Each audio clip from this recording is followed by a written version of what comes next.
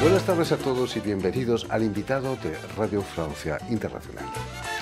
Acaba de tener lugar en el Instituto de México, aquí en París, una conferencia de Susana Gallego Cuesta, conservadora del patrimonio en el Museo del Petit Palais, aquí en París, sobre el fotógrafo cubano Jesse A. Fernández, en el marco de la exposición que le dedica el Instituto de México. Y precisamente para hablarnos de esta exposición y de su trayectoria como conservadora en este museo maravilloso que es el Petit Palais, Susana Gallego ha sido tan amable de venir hasta nuestros estudios. Buenas tardes, Susana. Buenas tardes, Jordi. Y sobre todo, muchísimas gracias por haber aceptado nuestra invitación. No ha sido nada difícil, gracias a ti. Permíteme, Susana, que explique antes que nada que has nacido en Huesca, en España, en 1988 y que vas a realizar estudios literarios en la Escuela Normal Superior aquí en París. Pero cuéntanos, ¿cómo llegas a Francia y con qué intenciones? Gracias por quitarme años, soy del 80, pero bueno, siempre se agradece. Llego a Francia por cuestiones bajamente materiales inicialmente, puesto que este país me ofrecía una beca para estudiar, hacer estos estudios superiores, y también por el sueño de venir a París.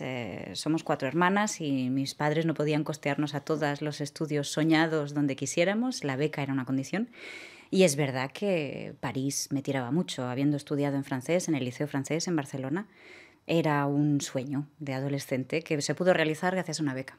La Escuela Normal Superior es una escuela de élite. No es fácil de entrar en la Normal Sup, como la llaman aquí en París. No es fácil de entrar y hasta incluso puede ser difícil salir de ella. Sí, se trata de pasar unos años en las clases preparatorias, como se llaman, que son un sistema muy, muy francés, de tortura china a los alumnos, a los que se trabaja mucho y sobre todo de una forma muy particular, puesto que se inculca a los alumnos cómo hacer una disertación. Ejercicio francés entre todos, que pude aprender a hacer gracias a unos cuantos profesores absolutamente encantadores que recogieron el reto de enseñarle a esa española a pensar como una francesa. Creo que lo han conseguido, sigue habiendo una parte de mí que se resiste, pero bueno, gracias a esa enseñanza pude entrar en esa escuela que me financió mis estudios, puesto que es una escuela en la que se recibe un sueldo por estudiar. Maravillosamente llevo desde el 98 aquí encadenando becas con sueldos con becas y creo que me voy a quedar. El hecho de tener esta doble cultura española y francesa, ¿es lo que te llevó a la literatura comparada o no? Sí, lógicamente. Es cuando uno está estudiando, investigando en todo el ámbito. Hay tantas opciones donde buscar. Y es verdad que hay un tropismo. Los extranjeros tenemos tendencia a interesarnos por las cosas de casa. Pero yo es verdad que me enamoré del francés, no sé exactamente en qué fecha, probablemente con 13, 14 años, una cosa así, al descubrir la gran literatura y tener esas primeras emociones estéticas, y no podía dejar una cosa por la otra. Intenté mezclar todo lo que sé, bueno, falta el catalán en esa tesis, puesto que no conseguí meterlo absolutamente todo, pero la literatura comparada es un ámbito estupendo porque permite mezclar lenguas, mezclar disciplinas, la historia del arte con la literatura, con un poco de geografía, con historia, y ahí estaba yo feliz de estar en el cruce de muchos caminos. Eres doctora en literatura comparada y en tu tesis abordas el tema de lo informe en el Renacimiento. Cuéntanos qué es eso. Ajá, fácil. No, 10 años de trabajo, a ver cómo te lo cuento. La tesis sale de una curiosidad por los procesos de la creación, cómo nacen las obras de arte. Y cómo nacen antes incluso de que estén pensadas. ¿Qué es lo que hace en un individuo que surja algo donde no existe nada? Lo informe es un poco también una especie de regreso a la infancia, esa forma de jugar con lo que no tiene forma, que sí, manipular es un poco intentar pensar el mundo del arte y de la literatura antes del privilegio de la razón y del ojo. ¿Cómo sería el mundo pensado con las manos? La tesis va a convertirse en un libro dentro de poco, un tratado de lo informe, modestamente, que va a publicar Garnier dentro de unos meses. Allí en el Renacimiento nace la forma, ¿no? Quizás. El Renacimiento es una gran época para investigar este tema porque de allí vienen las primeras teorizaciones artísticas y literarias, las primeras gramáticas románicas. Y claro, ir a buscar en ese momento, en el momento en que se está intentando meter en vereda el mundo sensible, es donde desbordan las cosas. Y es forzosamente lo que más me gusta, cuando desborda por todas partes. Susana Gallego, ¿cómo se llega a ser conservadora jefe en un museo tan maravilloso como es el Petit Palais? con un poco de caradura, creo yo, y mucho empecinamiento. Soy muy cabezota aragonesa, que no dejo de ser, por muy catalana que me sienta. Y es verdad que después de la escuela normal, durante la escuela normal, me di cuenta que a pesar del respeto que puedo tener por la profesión de profesor, no tenía yo la vocación. Y estuve buscando un poco qué podría hacer. Mis profesores en la escuela del Louvre, en la que también seguía clases, muchos de ellos son conservadores del patrimonio. Y pregunté, ¿y esto cómo se hace? ¿Cómo se vuelve uno conservador? Y dice, ay, pues tienes que pasar un concurso, otro más, otra oposición. Bueno, pues si solo es eso, a ver, ¿qué pasa? Estamos hablando de hace unos cuantos años, cuando la Escuela Nacional del Patrimonio, el Instituto Nacional del Patrimonio, perdón, todavía no había abierto sus puertas a los europeos. Francia ha tenido un montón de litigios en las Cortes Europeas sobre la apertura de su sistema educativo elitario a todos los europeos. La escuela normal pasó por allí también. Y ahora mismo no tengo muy claro si l'ENA, la Escuela Nacional de Administración, está abierta como debería. No lo sé, tendría que investigarlo. Pero el Instituto del Patrimonio estaba ahí intentando mantenerse cerrado, pero le empujaban y cada año iba yo a preguntar, ¿y cuándo podré pasar la OPO? Ah, ya vendrá. Este año todavía no. Y de año en año yo iba a encordiar ahí, a ver, oye, y esto, mientras tanto iba avanzando en mis estudios, intentando paliar o preparar una carrera que no tenía yo muy clara. Sabía que quería estar entre España, Francia, la historia del arte, la literatura. Yo iba yendo y viniendo por ahí. Y un día, por la casualidad de la vida, ya me había metido en un proceso de investigación. Había pasado la agregación de español, estaba preparando un trabajo de investigación, un máster 2. Y pasaba por la escuela del Louvre y por costumbre voy a ver el panel. Ya llevaba 6 años mirando aquel panel. Miro el panel de convocatoria. Convocatoria a concurso de conservador del patrimonio, abierto a los franceses y a los ressortissants européens. Ah, tía. Llamé corriendo a la Escuela del Patrimonio. Me dijeron, no lo tenemos muy claro. Tuve que confirmarlo con muchísima gente y pude pasar la oposición al año siguiente, después de esa convocatoria. Con la suerte que tuve, que la saqué. Me saqué esa oposición. Y ahí empezó mi carrera en la Ville de Paris. Hablando del Petit Palais, cuéntanos a la gente que no lo conoce, ¿cómo definirías ese museo a 2 pasos del Sena, que no es tan petit, como es un palais, pero no tan petit, ¿eh? Depende de los días en los que le tengo un poco de tirria porque las cosas no funcionan como deberían, es una bombonera o un casino monegasco, porque tiene un look así muy rococó, neo, muchas cosas entre mosaicos y dorados.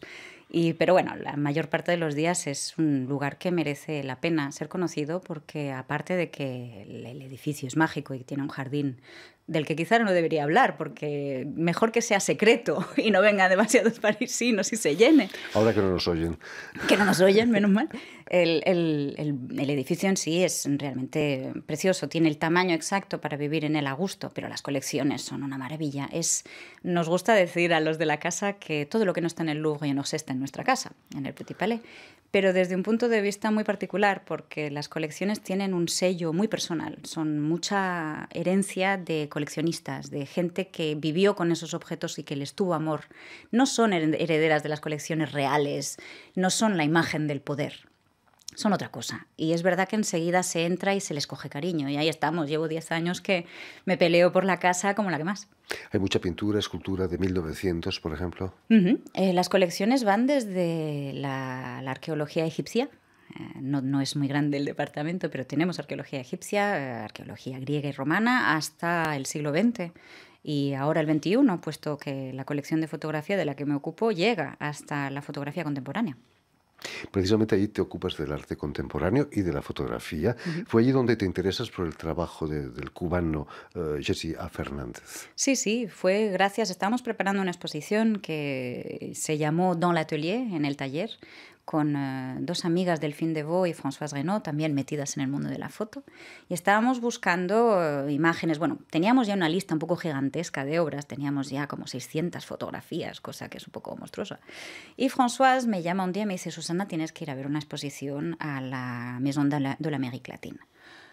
¿Por qué? Ya verás, es un fotógrafo genial, Jesse Fernández y no sé quién es. Tienes que ir, que es maravilloso para nuestra expo. François, que ya tenemos 600 fotos, que no, que vayas. Bueno, me convence, como en general François siempre me acaba convenciendo, y me quedé subyugada porque es verdad que de repente se descubría una obra. Expusimos unas poquitas fotos de Jessie Fernández en nuestra exposición sobre el taller, conocí a su viuda, France Mazin, y fui descubriendo un poco este universo fotográfico que todavía no conozco lo bastante. Hay muchísimo por descubrir y mucho por hacer en los archivos, pero fue ahí, efectivamente, gracias al Petit Palais, donde caí con este fotógrafo. En la conferencia te preguntabas por qué no es tan conocido Jessie Fernández. ¿Por qué no es tan conocido? Hay bastantes elementos de respuesta y uno de los más evidentes es que, entre otras cosas, es latinoamericano. Quizá el peor favor que le pudo hacer Francia fue acogerle, porque aunque haya muchísimos latinoamericanos y gente hispanohablante en esta ciudad desde hace muchas décadas, la cultura francesa no ha llegado nunca a integrarlos, sí, a algunos, pero es más una excepción que otra cosa. Y Jessie Fernández acabó sus días aquí, en Neuilly. Quizá eso fue uno de los elementos. Un latinoamericano en Europa, en Francia. En España su nombre todavía suena un poco. Luego el problema que tiene, o voluntaria idea de desaparecer.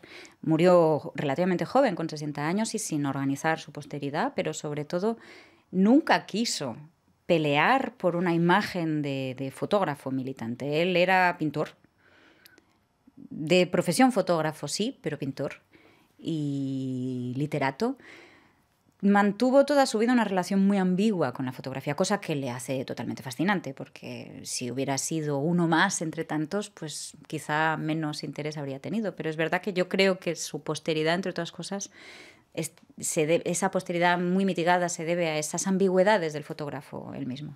El hecho de que estudiase Bellas Artes en La Habana le hace un artista de la cámara, ¿no? Nunca dejó de dibujar, aparentemente. Nunca dejó de dibujar y estudió Bellas Artes en La Habana y luego estudió en Nueva York, en la Arts League también, en la que enseñó después. O sea, tiene una vertiente plástica muy importante de su trabajo que llegó a enseñar, que enseñó mucho cuando estaba en Puerto Rico, en los años 70 esencialmente, que se mostró en las exposiciones en España a finales de los 70 y en los 80. O sea, eso también es verdad que el mundo de la foto tiene una manía con la categorización quizá peor que el resto de las artes. Si eres fotógrafo tienes que serlo en cuerpo y alma, no puedes tener otro amante. Y Jessie está ahí metido en muchos mundos muy distintos, la literatura, está en demasiadas cosas para que se fíe uno de él.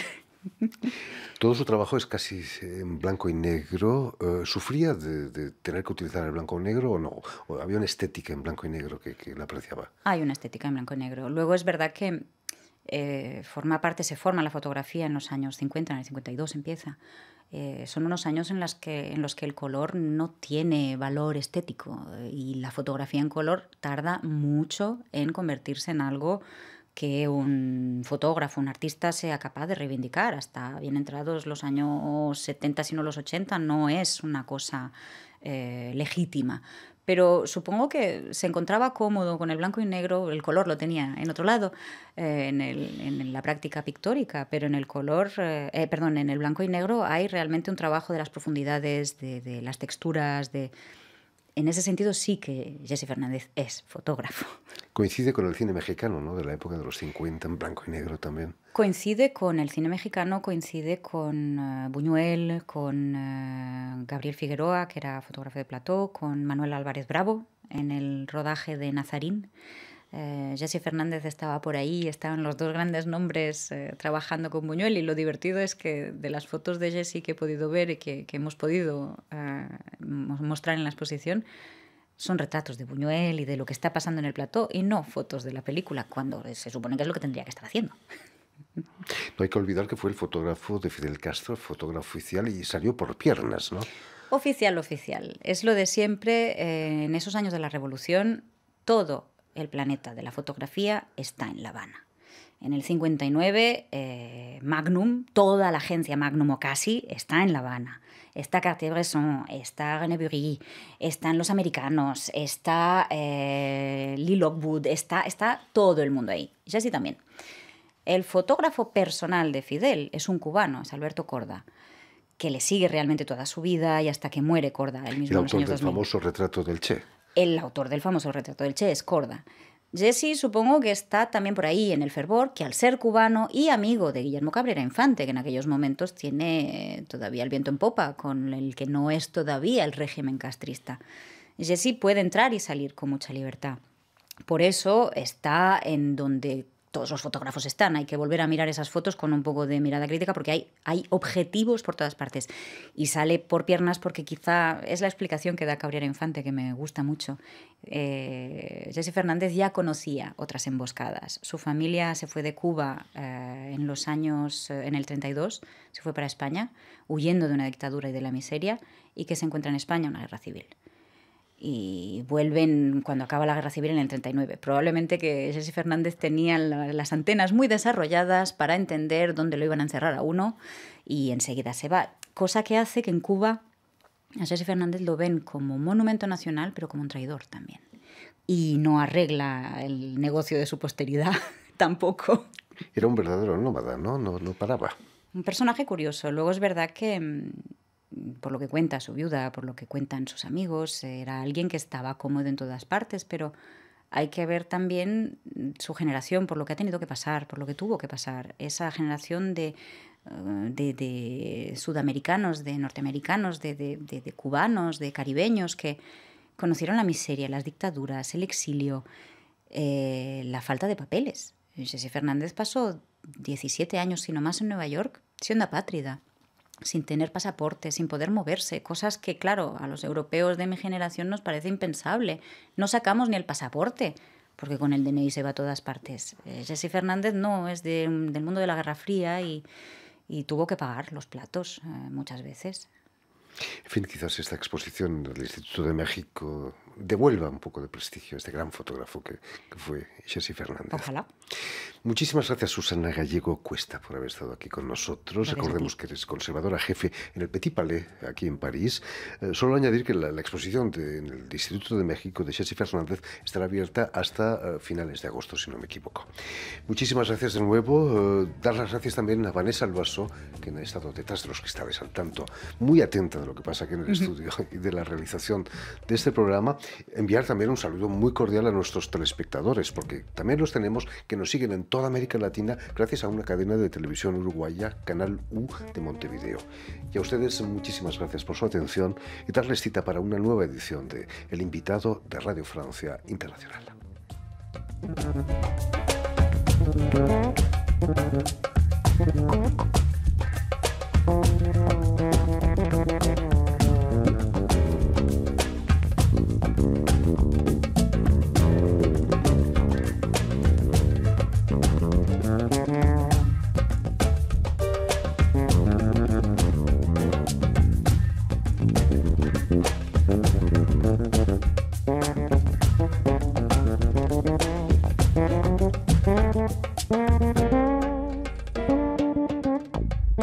Thank you.